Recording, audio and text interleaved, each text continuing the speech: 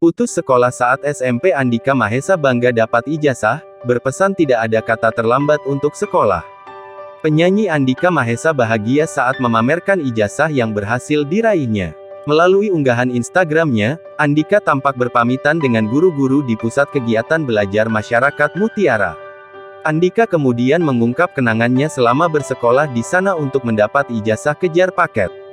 Vokalis kangen band itu juga memberi pesan tentang pentingnya pendidikan berapapun usianya. Lewat foto di feed Instagram, Andika juga memamerkan ijazah yang dia peroleh. Sebagai informasi, sebelumnya Andika sempat bercerita tentang pendidikannya yang sempat tak selesai di kelas 2 SMP. Saat itu Andika tak melanjutkan sekolah selain karena alasan biaya juga karena diakuinya dia cukup nakal. Demi mencukupi kebutuhan hidupnya, Andika harus bekerja, dari mengamen hingga berjualan koran.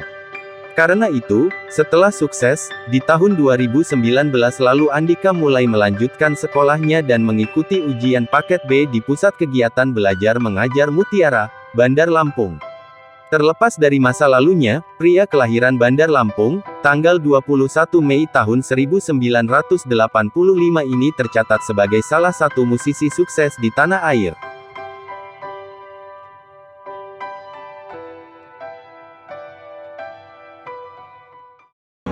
Kisah panjang